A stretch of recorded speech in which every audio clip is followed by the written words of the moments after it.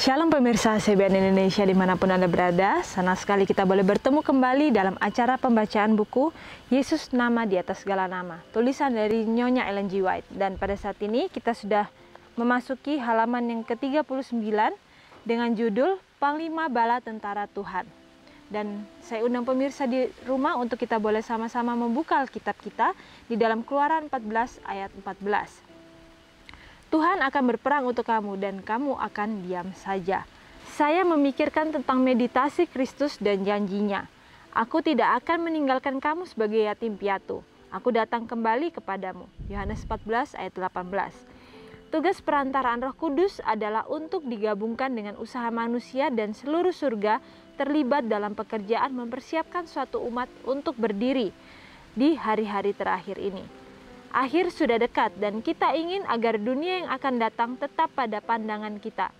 Beban doa saya adalah agar gereja-gereja dapat dibangunkan dari kelambanan moral mereka dan terbangun untuk usaha yang sungguh-sungguh dan penuh minat. Oh, seandainya mereka dapat melihat dan memahami bahwa dalam konflik terakhir ini, Panglima Bala Tentara Tuhan sedang memimpin bala tentara surga dan berbaur dalam barisan dan berperang untuk kita. Kita dapat menghadapi kemurtatan. Kita harus menduga keberadaan mereka, bahwa tidak semua mereka sungguh-sungguh termasuk kepada kita. 1 Yohanes 2 ayat 19. Setiap tanaman yang tidak ditanam oleh Bapakku yang di surga akan dicabut dengan akar-akarnya. Tertulis dalam Matius 15 ayat 13. Jadi bagaimana di sini dikatakan bahwa Tuhan itu sudah memberikan janjinya ketika Ia berjanji untuk tidak akan meninggalkan kita. Dan di situ dikatakan Ia akan datang kembali untuk menjadi suatu kawan sekerja bagi kita. Tetapi di saat kita mau untuk bekerja bersama-sama dengan Dia, dikatakan Ia akan memberikan Roh Kudus-Nya.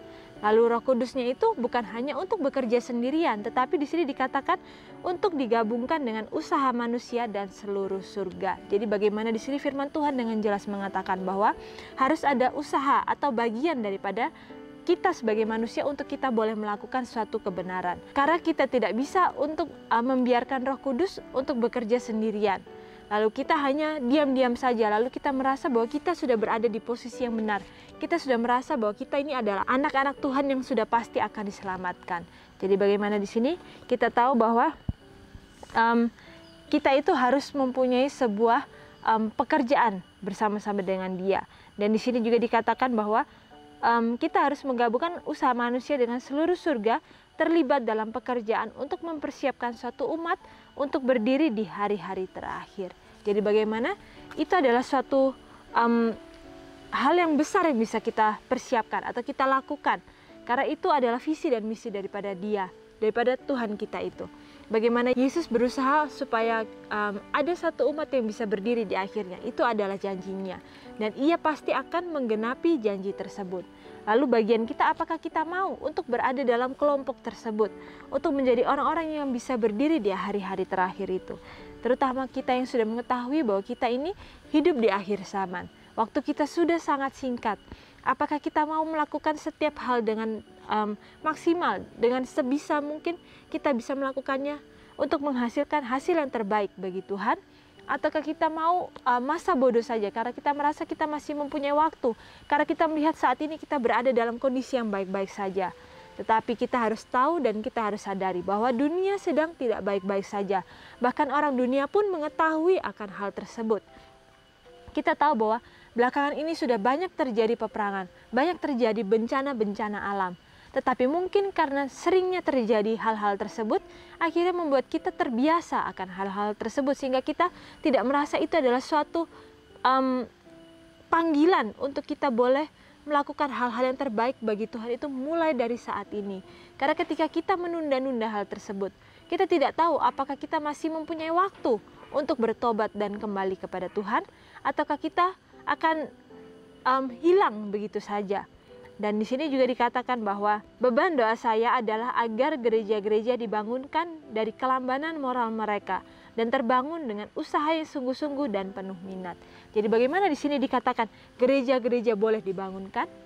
Kita tahu bahwa kita yang sudah sering untuk mengikuti setiap peribadatan dalam gereja, kita merasa bahwa itu sudah cukup bagi kita. kita merasa bahwa kita sudah melakukan sesuatu bagi Tuhan.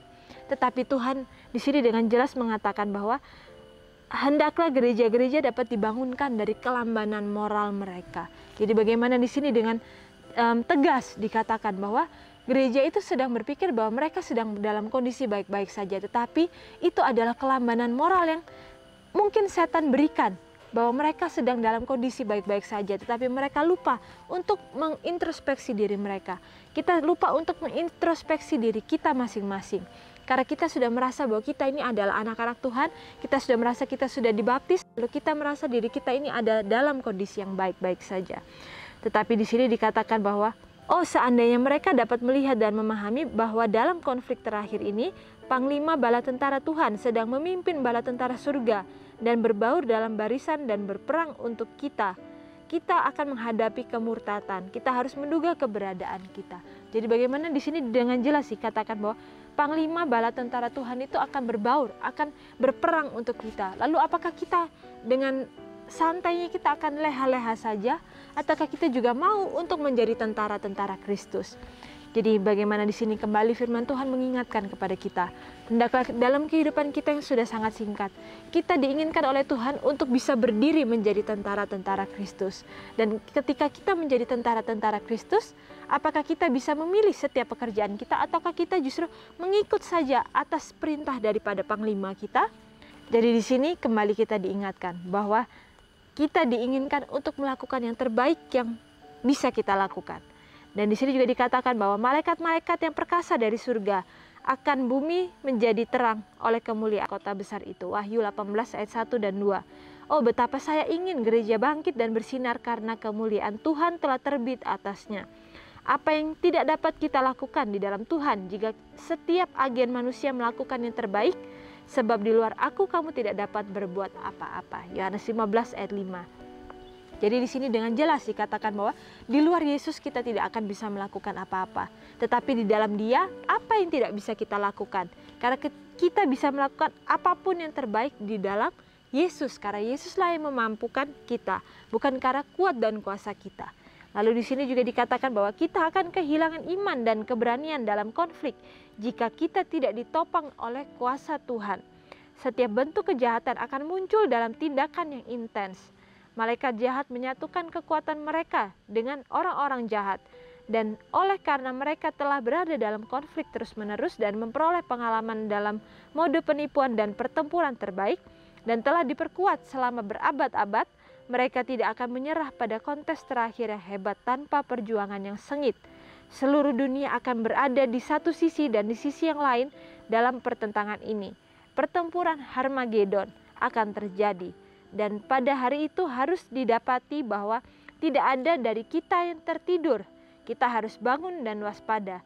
Seperti gadis yang bijaksana yang memiliki minyak di bejana kita dengan pelita kita. Apakah itu? Kasih karunia, kasih karunia. Kuasa Roh Kudus harus ada pada kita, dan Panglima Bala Tentara Tuhan akan berdiri di depan para malaikat surga untuk memimpin pertempuran.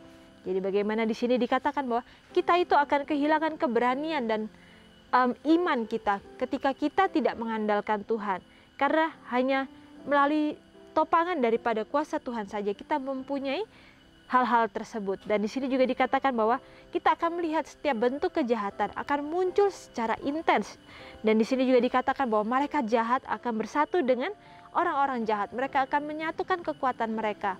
Lalu kita tahu bahwa nantinya akan terjadi perang Harmagedon. Bagaimana yang jahat akan menyerang dan akan berperang melawan yang benar dan ada di pasukan daripada Tuhan kita. Jadi bagaimana di sini dikatakan bahwa kita harus menempatkan posisi kita di mana kita mau untuk berdiri.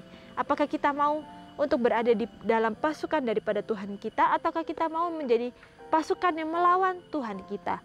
Lalu juga di sini dikatakan bahwa dan pada hari itu harus didapati bahwa kita tidak ada yang tertidur. Jadi bagaimana kita diingatkan supaya kita jangan tertidur, kita jangan terlena atas setiap berkat-berkat yang Tuhan masih berikan dalam kehidupan kita.